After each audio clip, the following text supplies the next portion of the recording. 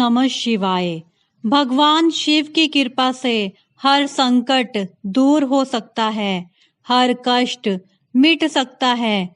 लेकिन क्या आप जानते हैं एक ऐसा मंत्र जो मृत्यु के भय को भी समाप्त कर सकता है? महामृत्युंजय मंत्र। यह कोई साधारण मंत्र नहीं बल्कि स्वयं महादेव का वरदान है जो जीवन में शक्ति, स्वास्थ्य और आध्यात्मिक उन्नति प्रदान करता है। आज के इस वीडियो में हम जानेंगे महामृत्युंजय मंत्र की सच्ची महिमा, इसका सही उच्चारण और जप करने के अद्भुत लाभ। तो अंत तक जरूर बने रहें और भगवान शिव की कृपा प्राप्त करें। हर हर महादेव। 108 बार महामृत्युंजय मंत्र का जाप, जीवन बदलेगा, रक्षा होगी। ओम त्र्यंबकं यजामहे सुगंधिं पुष्टिवर्धनम् उर्वारुकमिव बन्धनान् मृत्युमुक्षीयमामृतात्। ॐ त्र्यंबकं यजामहे सुगंधिं पुष्टिवर्धनम् उर्वारुकमिव बन्धनान् मृत्युमुक्षीयमामृतात्। ॐ त्र्यंबकं यजामहे सुगंधिं पुष्टिवर्धनम् उर्वारुकमिव बन्धनान् मृत्युमुक्षीयमामृतात्। ॐ त्र्यंबकं यजामहे सुगंधिं पुष्टिवर्धनम् उर्वारुकमिव बन्धनान् मृत्युमुक्षीयमामृतात्। ॐ त्र्यंबकं यजामहे सुगंधिं पुष्टिवर्धनम् उर्वारुकमिव बन्धनान् मृत्युमुक्षीयमामृतात्।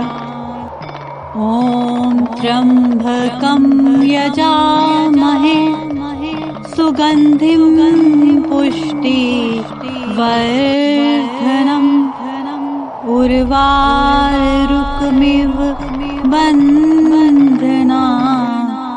मृत्युमुक्षीयमामृतात्। ॐ त्र्यंबकं यजामहे सुगंधिं पुष्टिवर्धनम्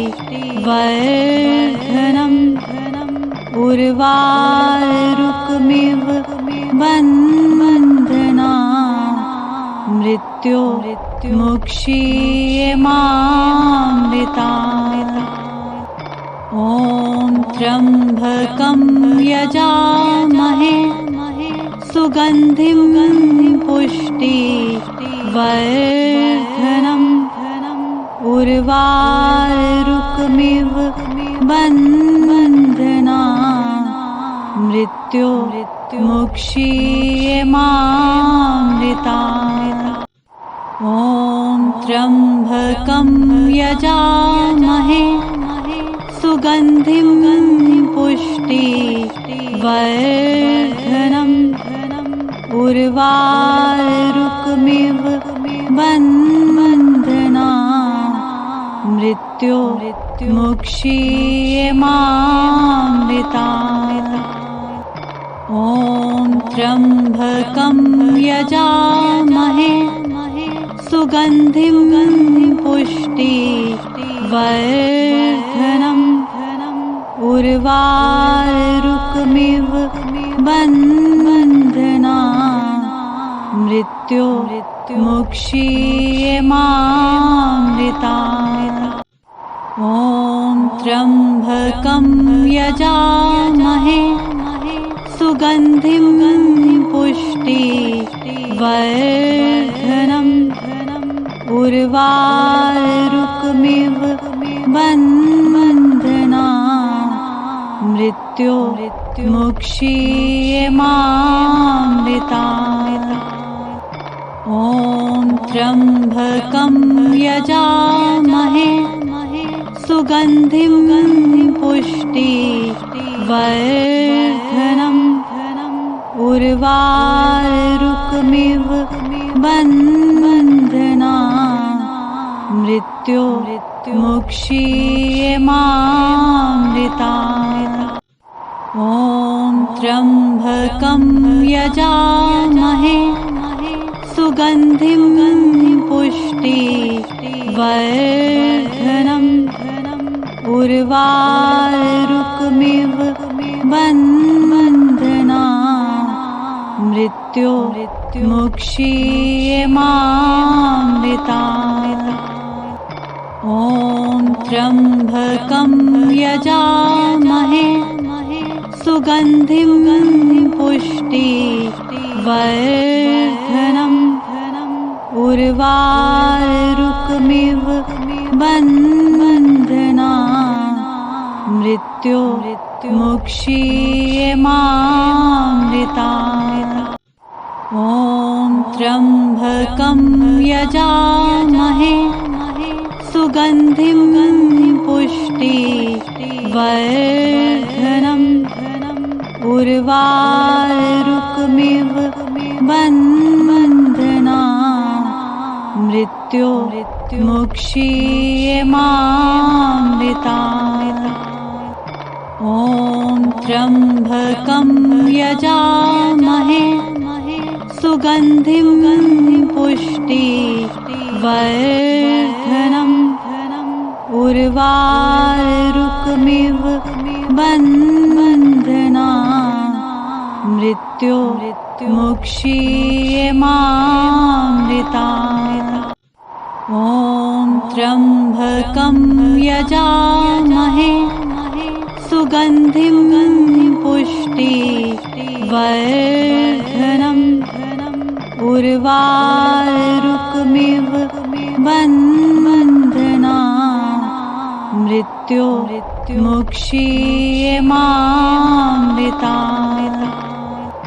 ॐ त्र्यम्बकं यजामहे सुगन्धिं पुष्टिवर्धनम् उर्वारुकमिव बन्धनात्। मृत्योर्मुक्षीयमामृतात्। ॐ त्र्यम्बकं यजामहे सुगन्धिं पुष्टिवर्धनम् उर्वारुकमिव बन्धनात्। मृत्योर्मुक्षीयमामृतात्। ॐ त्र्यम्बकं यजामहे सुगन्धिं पुष्टिवर्धनम् उर्वारुकमिव बन्धनात्। मृत्योर्मुक्षीयमामृतात्।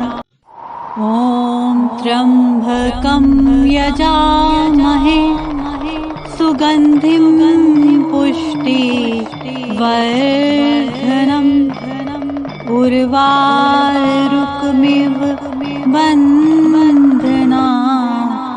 मृत्योर्मुक्षीयमामृतात्।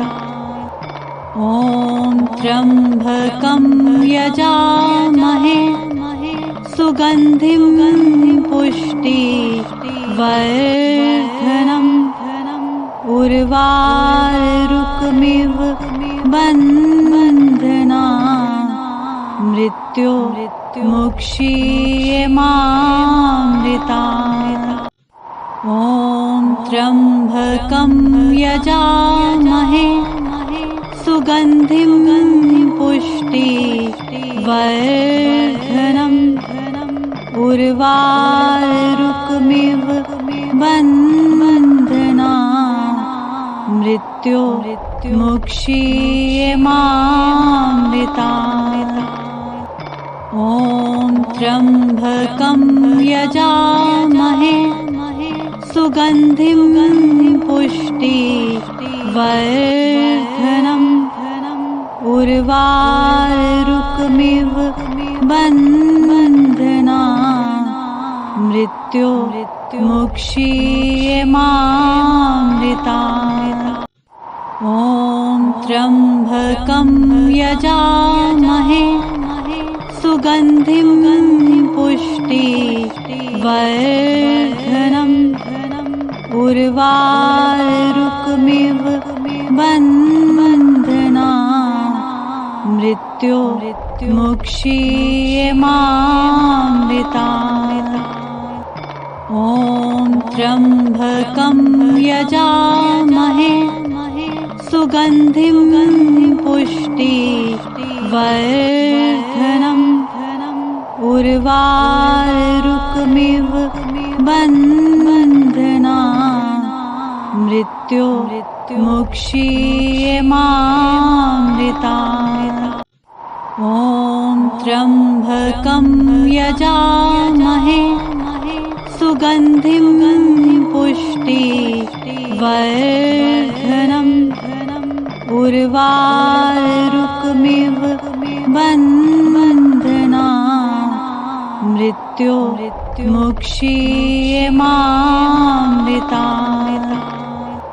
ॐ त्र्यम्बकं यजामहे सुगन्धिं पुष्टिवर्धनम् उर्वारुकमिव बन्धनान् मृत्युमुक्षीयमामृतात्। ॐ त्र्यम्बकं यजामहे सुगन्धिं पुष्टिवर्धनम् उर्वारुकमिव बन्धनान् मृत्युमुक्षीयमामृतात्। ॐ त्र्यम्बकं यजामहे सुगन्धिं पुष्टिवर्धनम् उर्वारुकमिव बन्धनान् मृत्युमुक्षीयमामृतात्। ॐ त्र्यम्बकं यजामहे सुगन्धिं पुष्टिवर्धनम् उर्वारुकमिव बन्धनान् मृत्युमुक्षीयमामृतात्।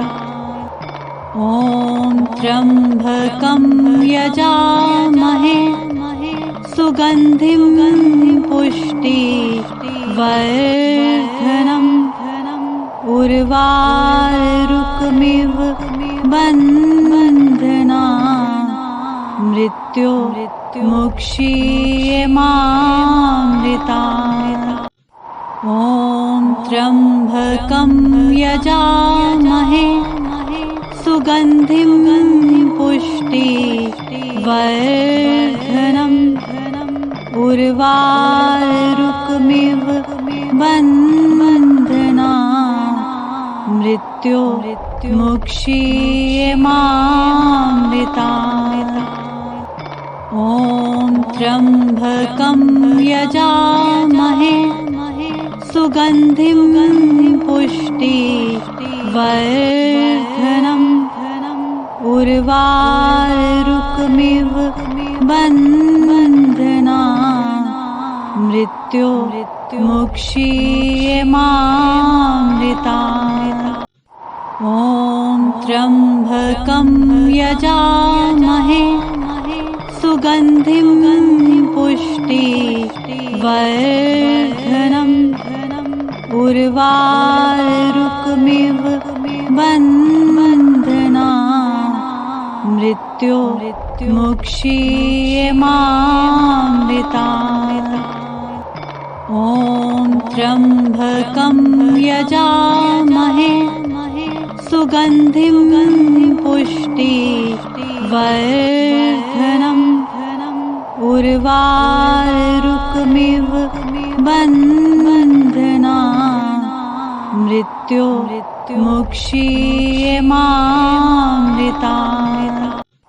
ॐ त्र्यम्बकं यजामहे सुगन्धिं पुष्टिवर्धनम् उर्वारुकमिव बन्धना मृत्युमुक्षीयमामृतात्। ॐ त्र्यम्बकं यजामहे सुगन्धिं पुष्टिवर्धनम् उर्वारुकमिव बन्धना मृत्युमुक्षीयमामृतात्। ॐ त्र्यम्बकं यजामहे सुगन्धिं पुष्टिवर्धनम् उर्वारुकमिव बन्धना मृत्युमुक्षीयमामृतात्। ॐ त्र्यम्बकं यजामहे सुगन्धिं पुष्टिवर्धनम् उर्वारुकमिव बन्धना मृत्युमुक्षीयमामृतात्। ॐ त्र्यम्बकं यजामहे सुगन्धिं पुष्टिवर्धनम् उर्वारुकमिव बन्धना मृत्युमुक्षीयमामृतात्। ॐ त्र्यम्बकं यजामहे सुगन्धिं पुष्टिवर्धनम् उर्वारुकमिव बन्धना मृत्युमुक्षीयमामृतात्। ॐ त्र्यम्बकं यजामहे सुगन्धिं पुष्टिवर्धनम् उर्वारुकमिव बन्धना मृत्युमुक्षीयमामृतात्। ॐ त्र्यम्बकं यजामहे सुगन्धिं पुष्टिवर्धनम् उर्वारुकमिव बन्धना मृत्युमुक्षीयमामृतात्। ॐ त्र्यम्बकं यजामहे सुगन्धिं पुष्टिवर्धनम् उर्वारुकमिव बन्धना मृत्युमुक्षीयमामृतात्।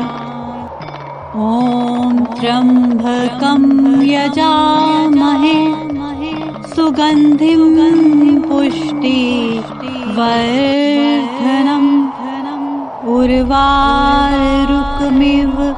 बन्धना मृत्युमुक्षीयमामृतात्। ॐ त्र्यम्बकं यजामहे सुगन्धिं पुष्टिवर्धनम् उर्वारुकमिव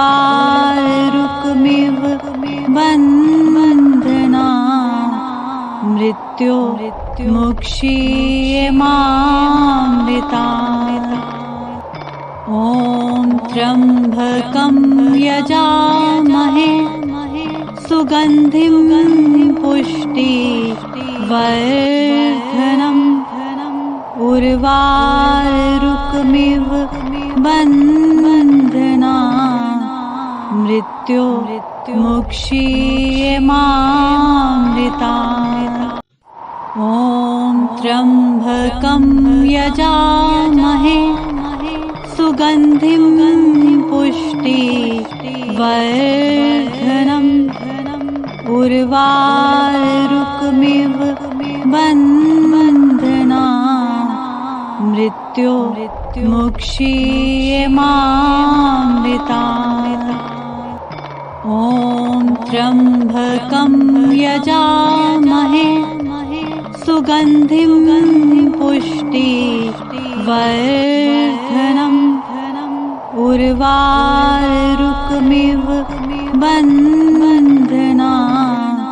मृत्युर्मुक्षीयमामृतात्। ॐ त्र्यम्बकं यजामहे सुगन्धिं पुष्टिवर्धनम् उर्वारुकमिव बन्धनात्।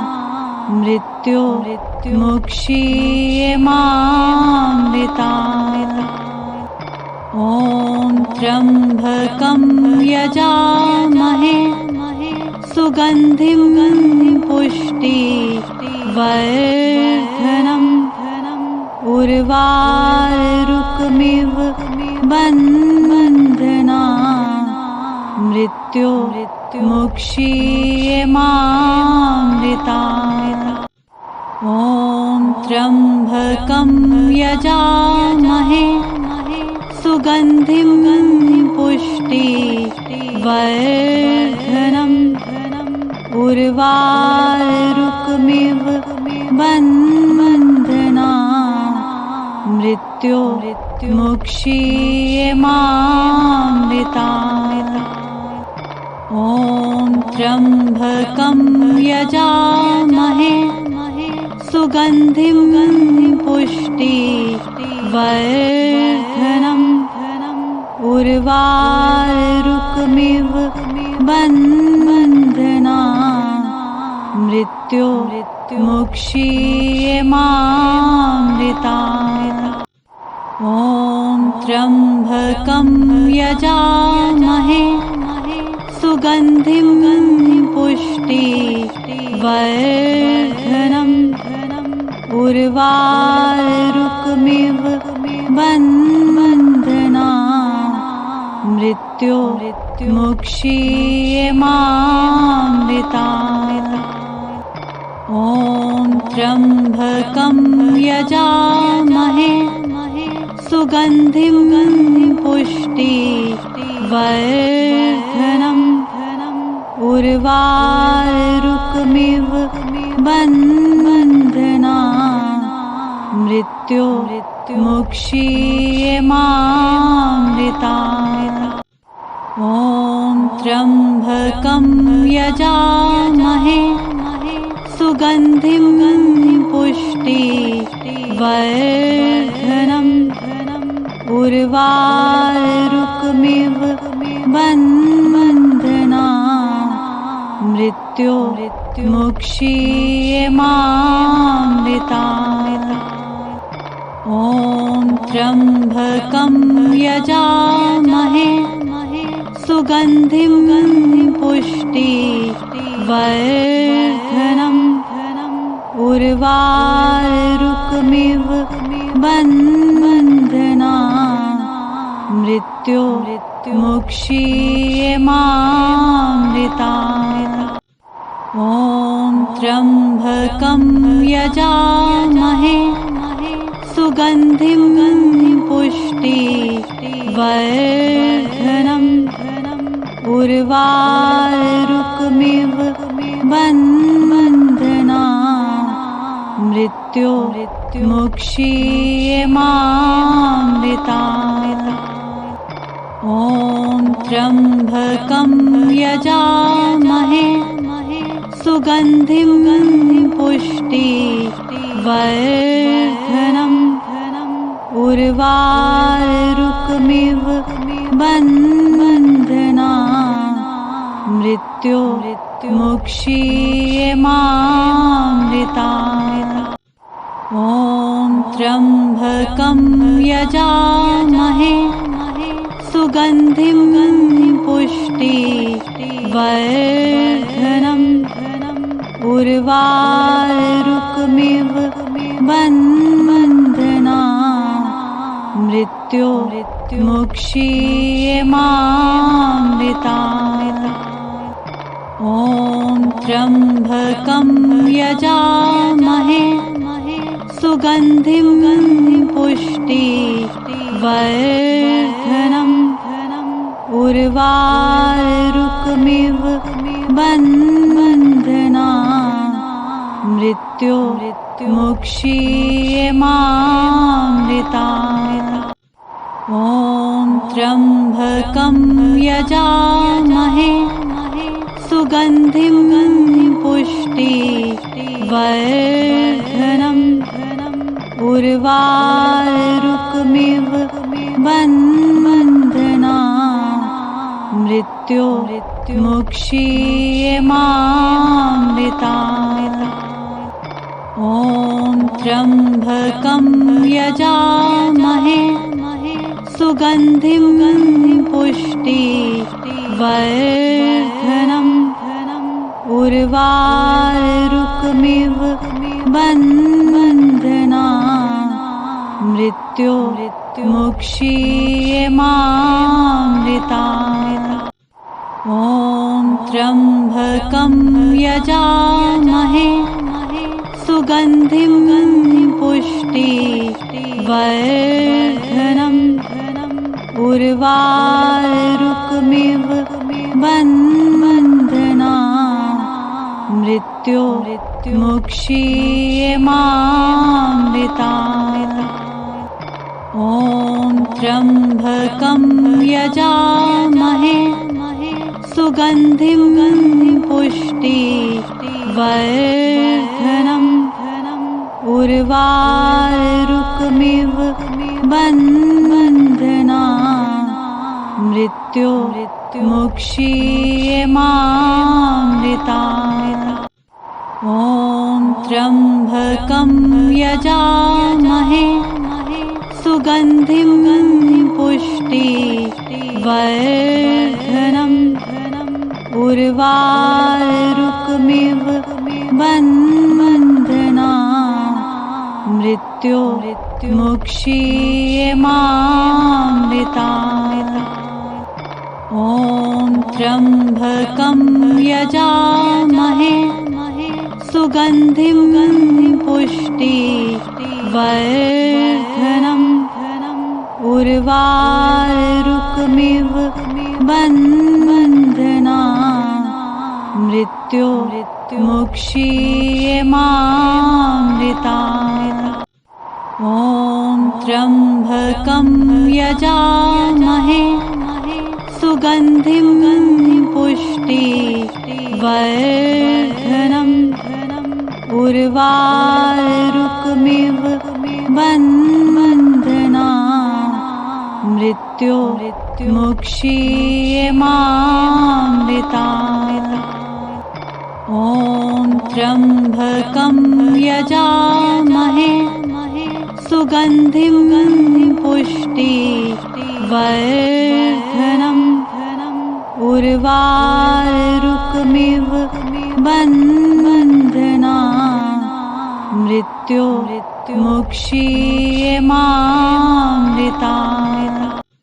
ॐ त्र्यम्बकं यजामहे सुगन्धिं पुष्टिवर्धनम् उर्वारुकमिव बन्धनान् मृत्युमुक्षीयमामृतात्।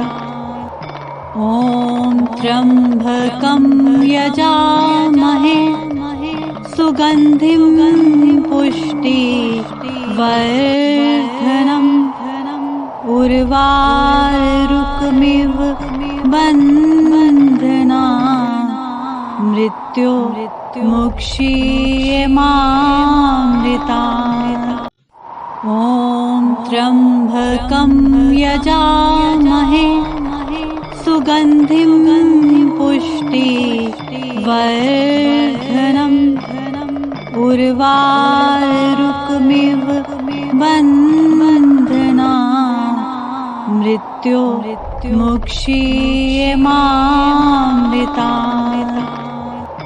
ॐ त्र्यम्बकं यजामहे सुगन्धिं पुष्टि वर्धनम् उर्वारुकमिव बन्धना मृत्यो मुक्षीयमामृता।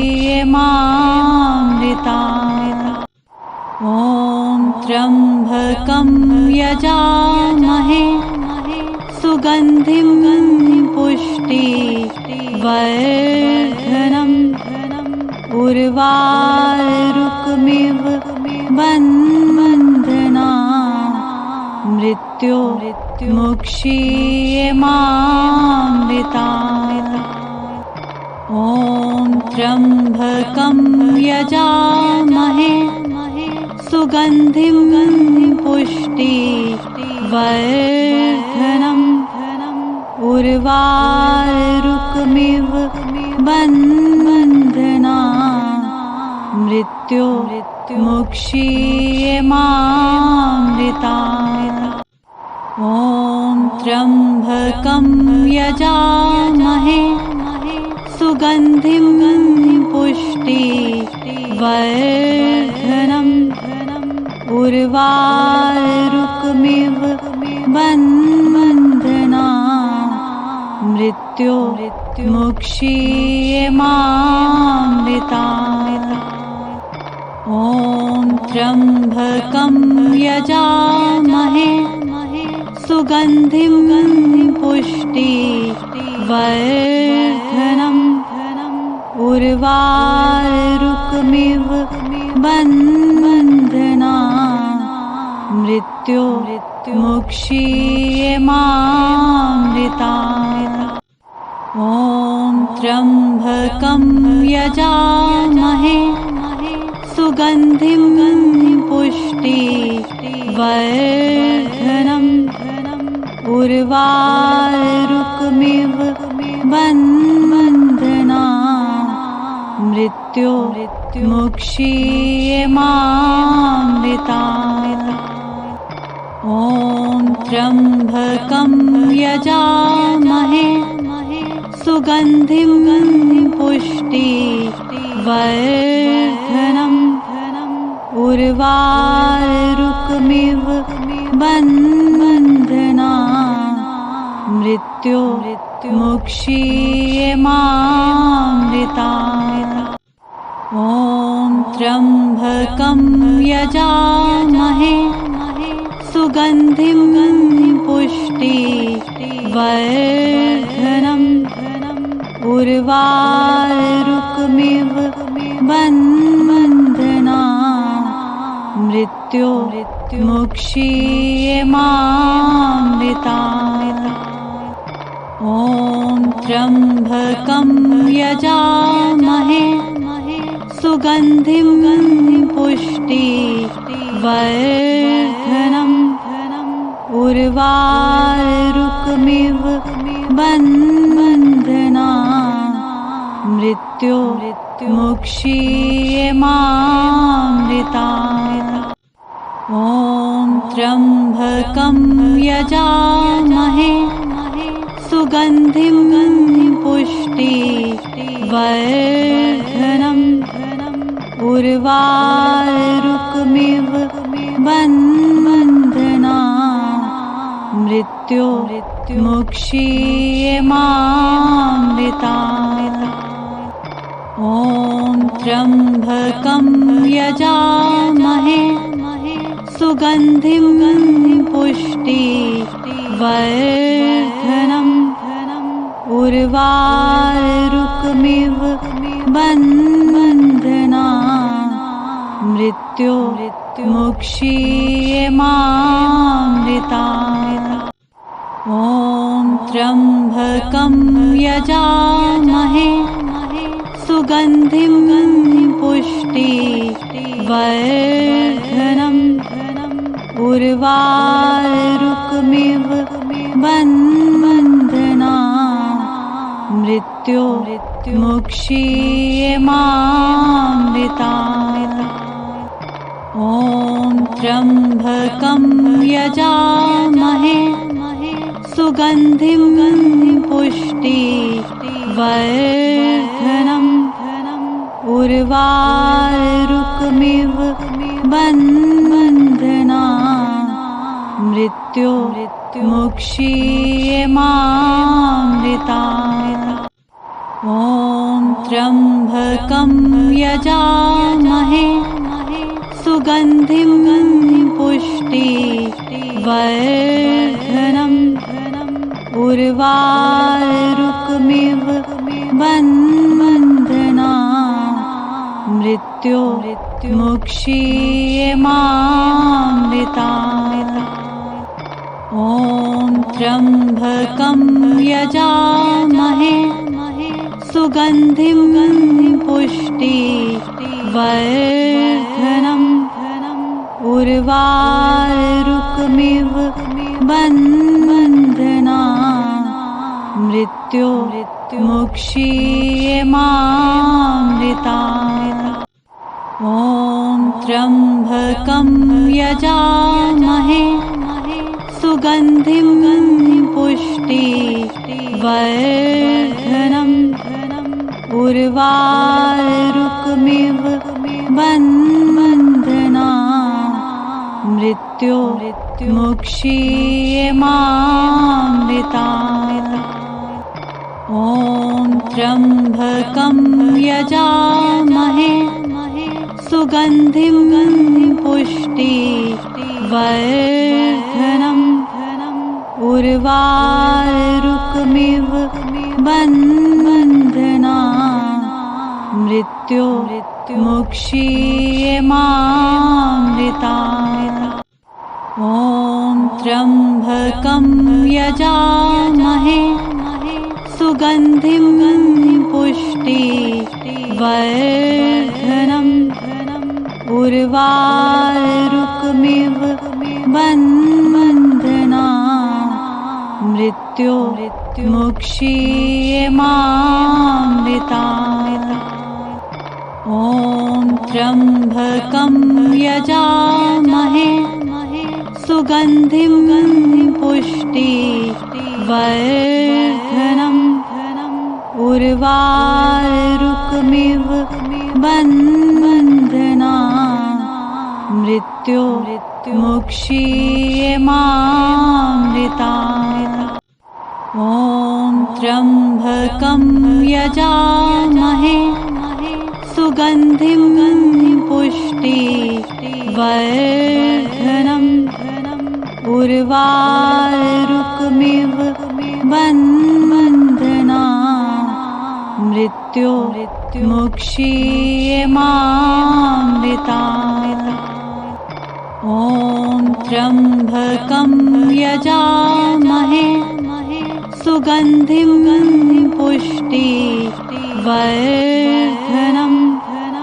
उर्वारुकमिव बन्धना मृत्यो मुक्षीयमामृता। ॐ त्र्यम्बकं यजामहे सुगन्धिं पुष्टिवर्धनम् उर्वारुकमिव बन्धना मृत्यो मुक्षीयमामृता। ॐ त्र्यम्बकं यजामहे सुगन्धिं पुष्टिवर्धनम् उर्वारुकमिव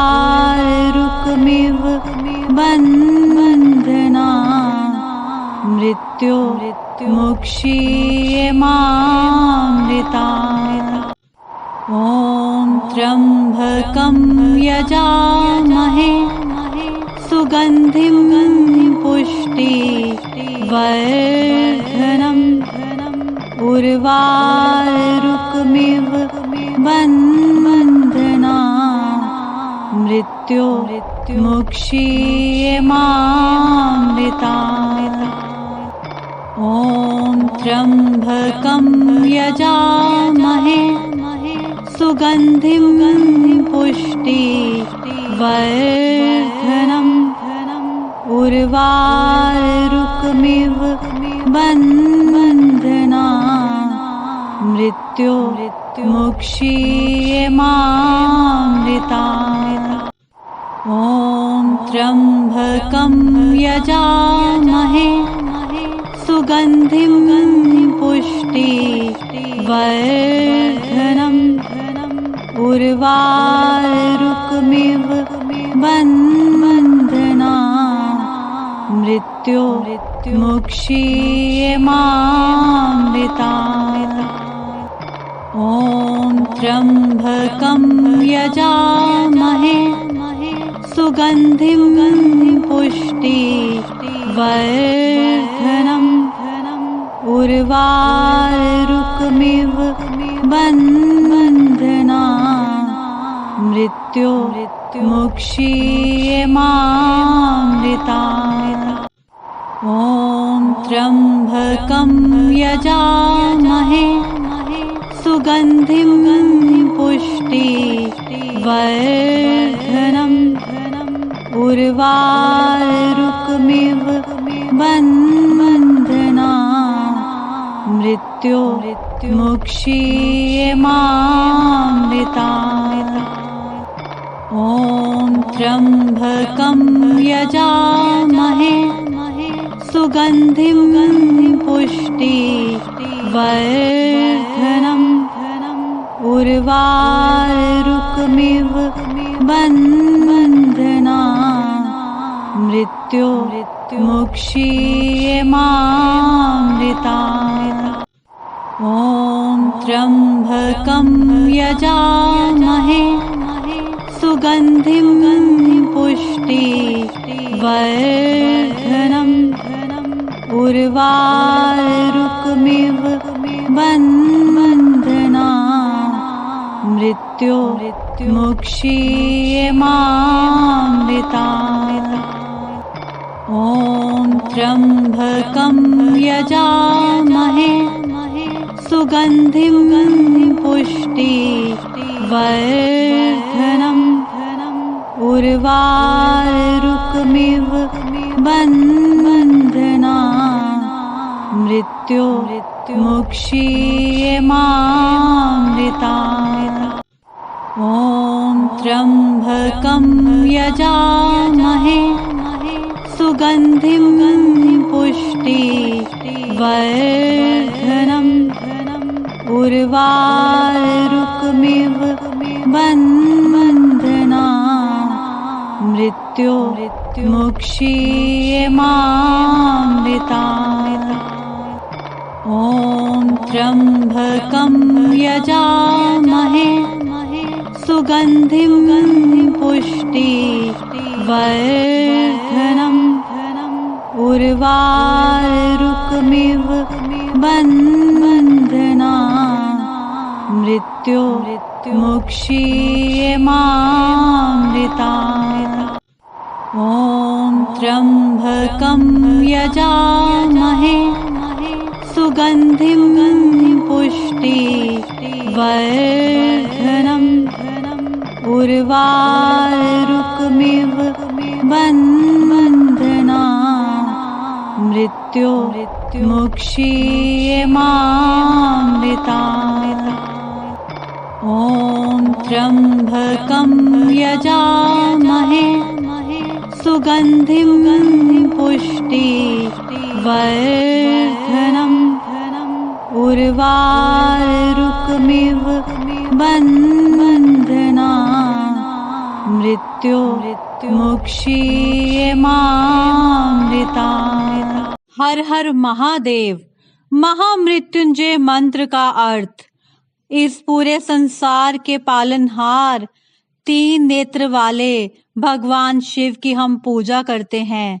इस पूरे विश्व में सुरभि फैलाने वाले भगवान शंकर हमें मृत्यु के बंधनों से मुक्ति प्रदान करें, जिससे कि हम मोक्ष को प्राप्त हो जाएं।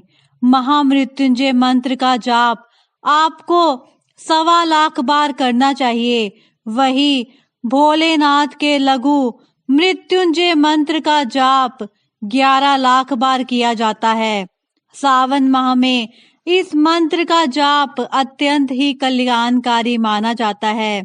वैसे आप यदि अन्य माह में इस मंत्र का जाप करना चाहते हैं तो सोमवार के दिन से इसका प्रारंभ करना चाहिए। इस मंत्र के जाप में रुद्राक्ष की माला का प्रयोग करें। इस बात का ध्यान रखें कि दोपहर 12 बजे के बाद महामृत्युंजय मंत्र का जाप ना करें। मंत्र का जाप पूरा होने के बाद हवन करना उत्तम माना जाता है। महामृत्युंजय मंत्र का जाप विशेष परिस्थितियों में ही किया जाता है। अकाल मृत्यु, महारोग, धन हानि, ग्रह क्लेश, ग्रह बाधा, ग्रह पीड़ा, सजा का भय, प्रॉपर्टी विवाद, समस्त पापों से मुक्ति आदि जैसे स्थितियों में भगवान शिव के महामृत्युंजय मंत्र का जाप किया जाता है। इसके चमत्कारी लाभ देखने को मिलते हैं। इन सभी समस्याओं से मुक्ति के लिए महामृत्युंजय मंत्र या लघु मृत्युंजय मंत्र का जाप किया जाता है। हर हर महादेव।